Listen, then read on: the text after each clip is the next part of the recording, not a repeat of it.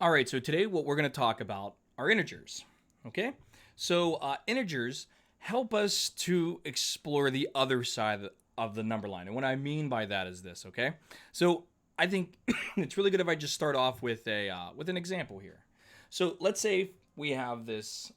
Oh, let me change colors real quick. Here we go. All right, so let's say we have this mountain. All right, now at the bottom of this mountain, we're going to have some water. All right, so this is water. And then in the water, we know that's my drawing of a little fish. And he's a very happy fish. Put another eye there. There we go. That fish looks drunk. There we go. Okay. So we have a fish. And we have this big mountain. So if we think of the water as sea level, then we can think of that as 0 feet. Okay. Now, in the previous chapters, chapter 1 and chapter 2, we observed whole numbers. And whole numbers we know are positive numbers.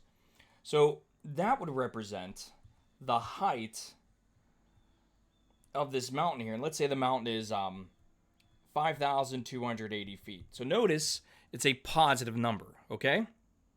Well, if we are focused on sea level, and now we turn our attention to our little fish, the fish may be swimming at negative 20 feet, which means it's below sea level. And that's what integers allow us to do. So on a number line now, what we do is we put 0 right in the middle, okay? And to the right of 0 are going to be your positive values. So positive 1, positive 2, positive 3, and so forth.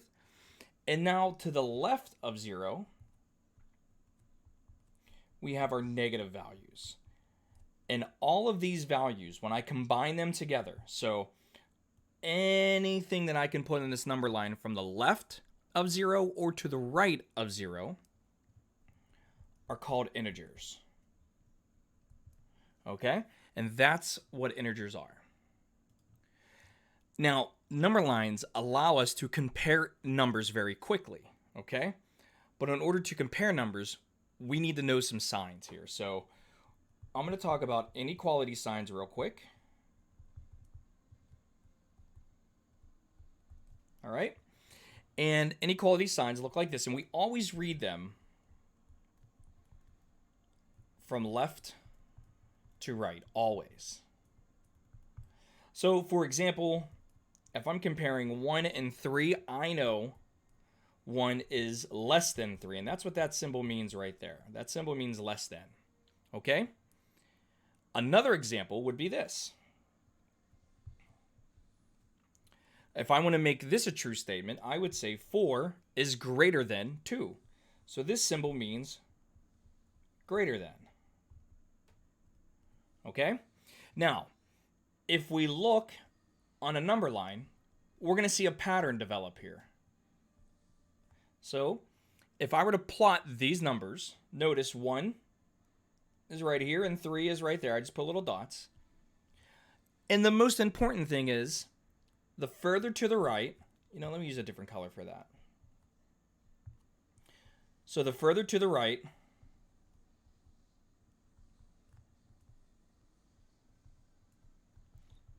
is the larger number.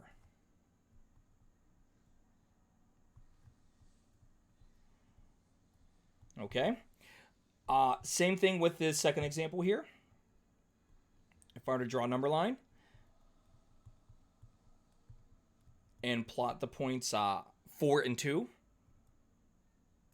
There's number 2, there's number 4. Notice that the 4 is larger because it's further to the right. Now, if you can just take that principle, meaning further to the right is the larger number, you can compare any integer number that you may have on a number line. So, let's look at this example. Negative 4 and negative 2. Actually, let's change this. Let's make it negative 1, just to kind of change up the numbers a little bit. Well, if I were to plot these, remember, 0 is right in the middle. Then I go negative 1 to the left, negative 2 to the left, negative 3 to the left, and negative 4 to the left, and I were to plot these points. So there's negative 4, and there's negative 2. Notice that negative 2 is further to the right. Therefore, I'm sorry.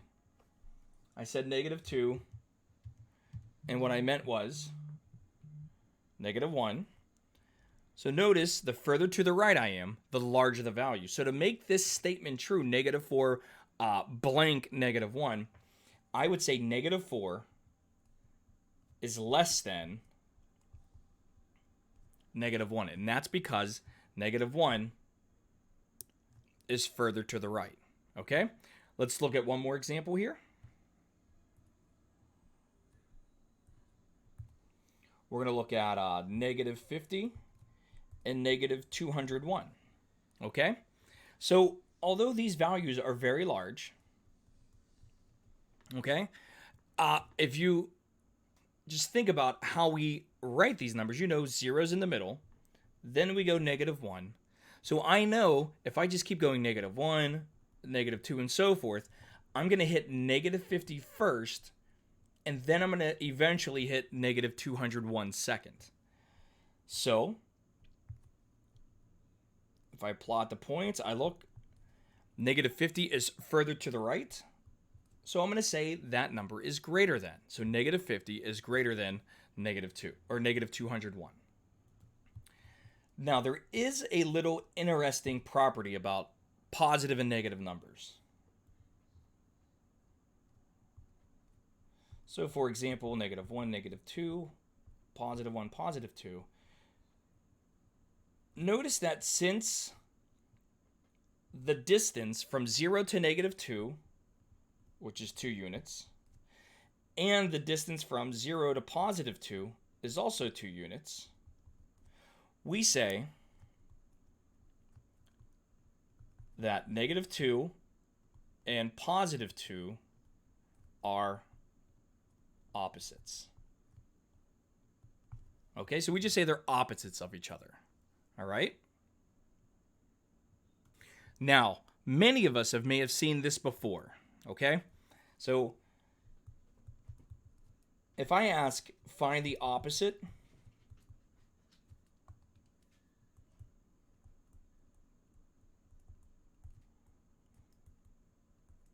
of the following.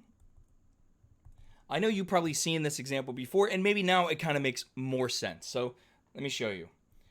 So if I wanted to find the opposite of 8, well, we would say it's negative 8, or the opposite of 8 is negative 8, okay? But then we may have seen this example right here, where you have a negative 8, okay? We have this double negative back to back. Now, many of us, like I said, we've seen this before, and anytime you see a double negative, you were always told to make it positive, but hopefully now you understand why we make it positive. And the reason for that is we need to go back and think about these order of operation things, okay? Now, we didn't really talk about the order of operations yet, but I know we've heard that before. So what we focus on first is the inside. Then we look at the outside. So when I look at a double negative, the way I'm thinking about it is, if I'm starting with negative 8, what is the opposite of negative 8? And obviously the opposite of negative 8 is positive 8. And that's why we make it positive. Honestly, I don't want to go too much further into it because there's really nothing else there. It's just when you see a double negative, we rewrite it as a positive value, and we rewrite it as a positive because what we're really asking is what's the opposite of this negative number that we have inside of the parentheses, okay? Now, the next thing I'm going to show you is definitely a pet peeve of mine because students have a tendency not to do this. So I'm always going to kind of call it out when I see it. All right. So I'm going to show this lesson here by evaluating some expressions. Okay. So let's evaluate negative x when x equals, and we're going to say 8 and x equals negative 5. Okay? So what I'm really asking you to do here is this. I'm saying take negative x and then substitute in x equals 8 first and tell me what it equals, or tell me what it simplifies to. And then for part B, I want you to do the same thing, except I want you to use negative 5. So anytime you see the word evaluate, what we should be really thinking is substitute. That's really what we should be saying. But for some reason, math people, we like to make things sometimes a little bit more difficult than what they have to be. So when you see the word evaluate, you should be thinking substitute. So the way that I approach this is I will always write down the original expression. In this case, it happens to be negative x. So let me get out my black marker here. So in this case, it has to be negative x. Then, directly underneath, I rewrite everything exactly how it looks, except when I see the variable, I put parentheses instead. Now what I'm going to do is I'm going to take this 8 and I'm going to substitute it in. Okay? Now when I read this, I read it from left to right, and I'm asked what this is really telling me is, or what it's really asking me is, what is the opposite of positive 8? And the opposite of positive 8 is negative 8. Okay? Now, if you do it this way, where you rewrite it, and then wherever you see the variable, you put parentheses, you will never, ever make the mistake. And the tricky one is this part B. Notice once again, I rewrite the original expression, then underneath, I rewrite it and I put parentheses. But now, I'm going to go ahead and substitute in that negative 5. And notice by doing that, we have a double negative. We have a double negative situation there, okay? And that's what this is asking me is, what is the opposite of negative 5? And the opposite of negative 5 is positive 5. I can tell you, I can be honest right now, the majority of mistakes that students make is because they're moving too fast, they don't slow themselves down, and they don't do the little things like this, like putting the parentheses when you rewrite it where the variable was, okay? If you get in the habit of doing this, not only will you understand math more efficiently, but you will make less mistakes in the long run. And that's really what this is all about. Learning math isn't about getting every problem correct. It's about making the mistake, but then learning from that mistake, okay?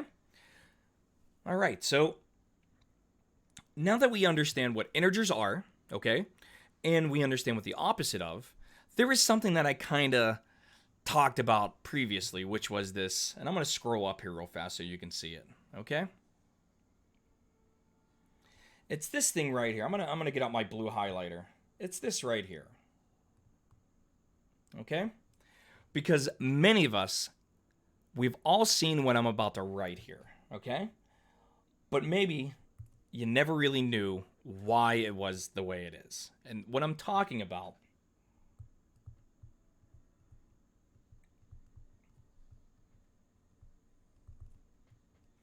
is the absolute value, okay? So the absolute value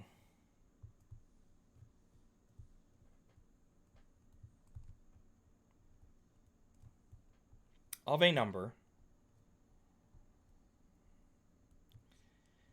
is the distance away from 0. So if you think about driving in your car, you know that if you drive your car and you're about to see amazing artwork here. So let's see here. Here's a car.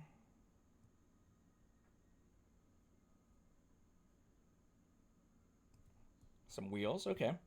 So if you drove your car from your house to, let's say, Target, your odometer that thing that counts the number of miles that the car has been driven will increase. It'll just go from 10 miles to 15 miles. However, if you were to go ahead and go back home, your odometer doesn't subtract miles away, even though you're going right back to where you started. It keeps adding. And that's because distance is always a positive value.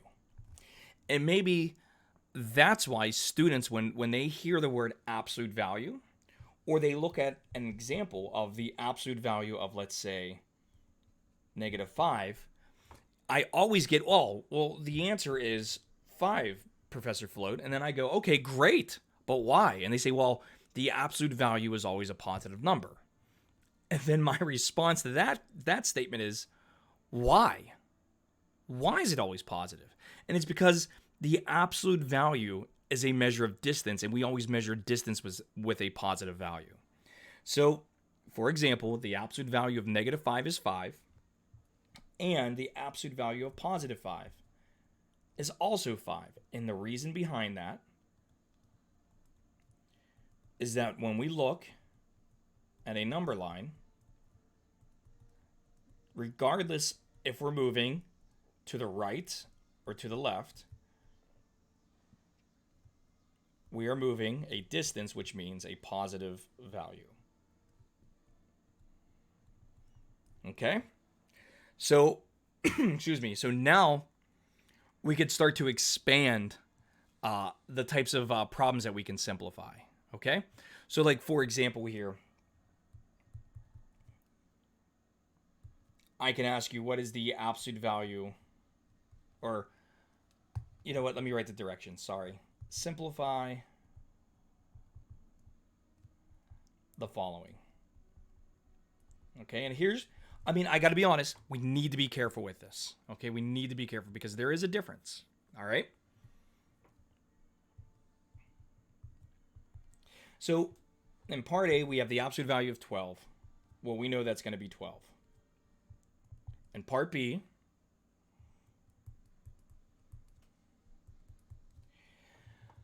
notice that this negative symbol, this opposite symbol, is outside of the absolute value. So when we go to simplify, what we have to do first is we gotta focus on the inside of the absolute value. We will worry about that opposite sign second. So the absolute value of 12 is 12, okay? Now, notice what I did here. I put parentheses around it. If you want to, you can do that. It's good to do that, all right? It really is. It is not necessary, but in practice, it's really good to do that, okay? Now, the second thing is that opposite symbol has to come along for the ride. Because remember, you evaluated the inside of the absolute value first, okay? Now we do the now we bring that opposite sign with us. So now we need to ask the question, what is the opposite of 12? And the opposite of 12 is -12. All right? So let's recap that real quick. Okay, let's recap this one real quick, because this is by far the trickiest. First, you want to evaluate the absolute value. Okay? Second, the negative sign comes along. And then third, we ask, what is the opposite of 12? And that's what this is saying right here.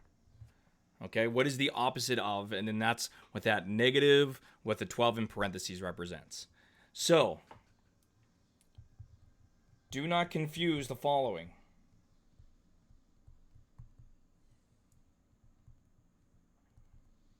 Okay, this is important.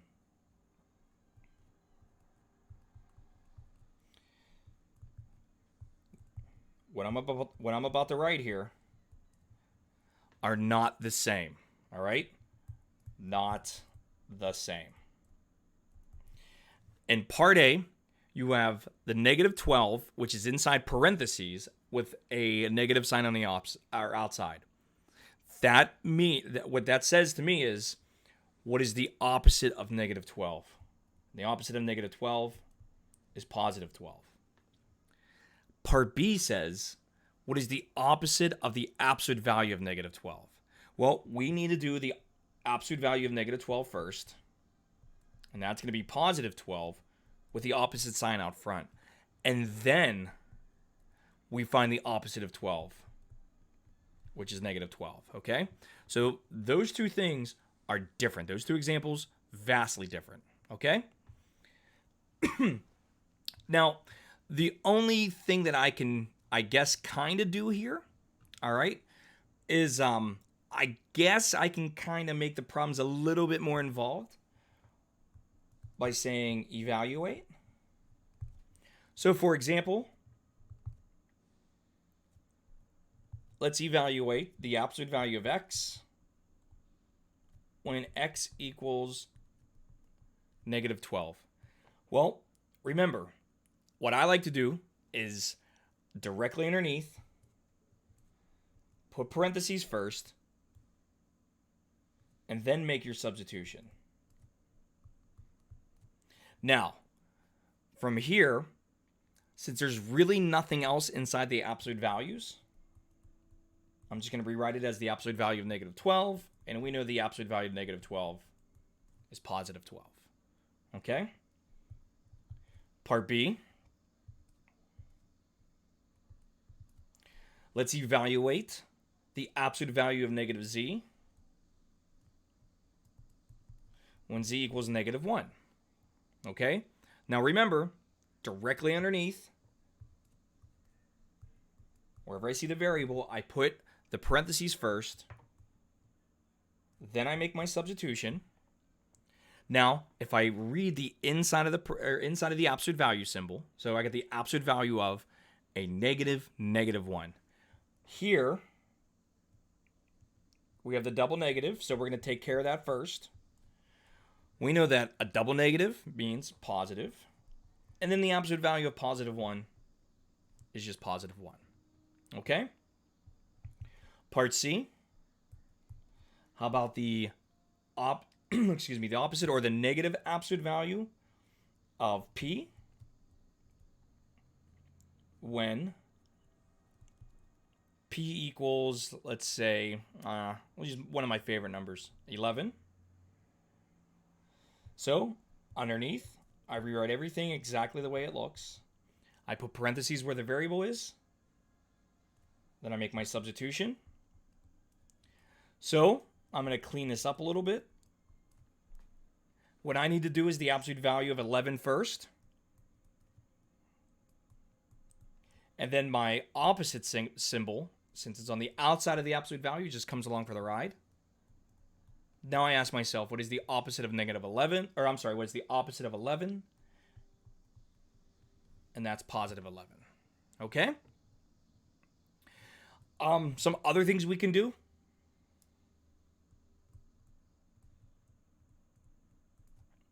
We can compare. All right? So, use less than, greater than, or the equal symbol for the following.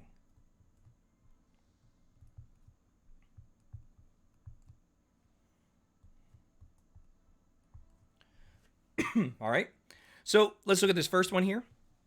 So, what we need to do is we need to put something in this, I guess, this little red box that I'm drawing here to form a true statement. And remember, we read these. So when reading,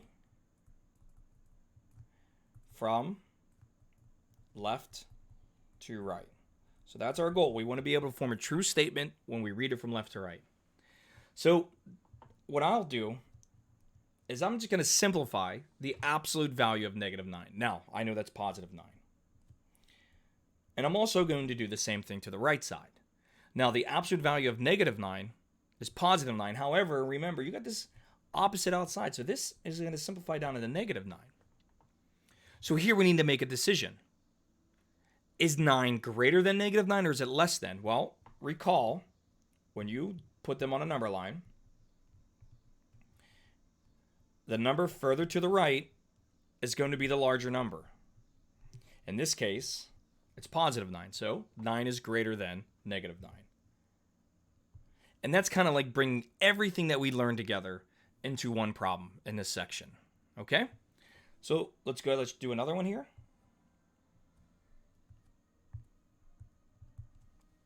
All right, we're going to do another one. Let's try this.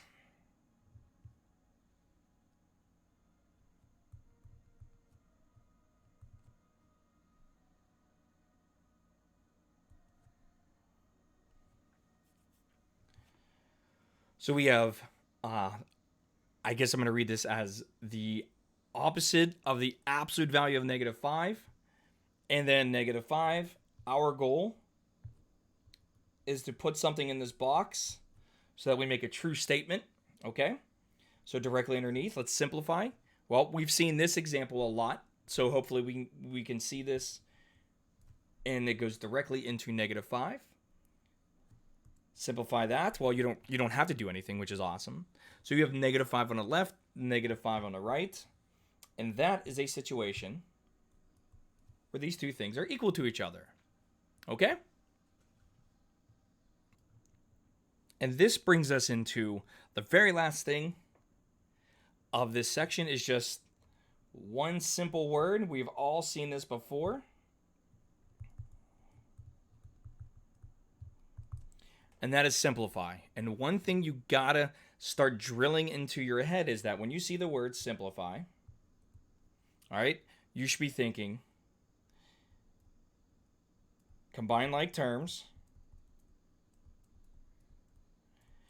and order of operations. Those are the two things they need to be looking at. Now, for us, since we're just learning about integers and everything, we're not going to worry about variable terms, but we are going to be really focused on our order of operations here. Okay? So what I'm going to do is just do just a couple examples here, and then I'm just going to call it a day. So here's our first example. We want to do the absolute value of 27 minus 16. So 27 minus 16 is 11. And then the absolute value of 11 is positive 11. Now, you need to remember this. When we are doing our order of operations and we have, parentheses, exponents, multiplication and division, remember, they're done left to right. In order they appear. And then addition and subtraction from left to right. In order they appear. All right, when we're doing our order of operations, all the way up at the very top where you have P, which stands for parentheses, you can have symbols that look like parentheses or brackets or even these squiggly braces. Well, we're going to add a new one to this, and that's going to be the absolute value. In other words, if you see any type of simplification that can go on inside the absolute value, you're going to do that first. Okay? Let me show you what I mean in this example here.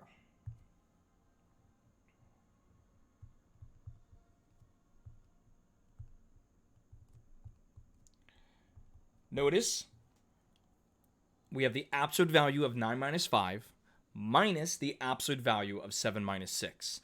Well, if I were to write my order of operations off to the right like I always do, I see two sets of absolute values. And what I'm going to do is I'm only going to simplify one at a time. Okay? So I need to do that first. So going from left to right, 9 minus 5 is 4. And then I'm going to drop this down. Now, I'm going to simplify this. 7 minus 6 is 1. And then from here, I can go ahead and simplify the absolute values for both of these real quick. Absolute value of 4 is 4. Absolute value of 1 is 1 with a minus sign in between. And 4 minus 1 is 3. Okay? Let's do a couple more here.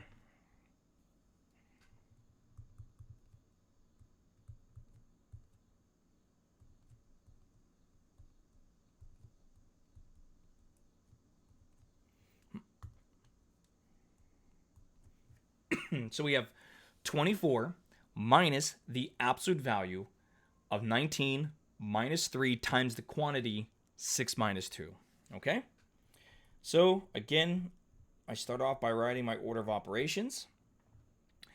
And we think of the absolute value as a grouping symbol. So I'm going to do all the work inside the innermost grouping symbols. So in this case, it's going to be right here.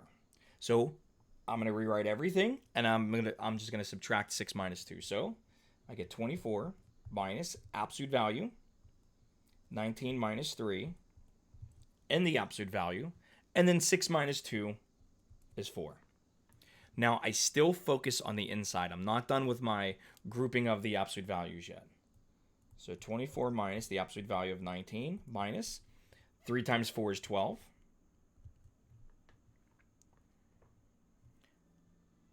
I just continue. I get 24 minus the absolute value.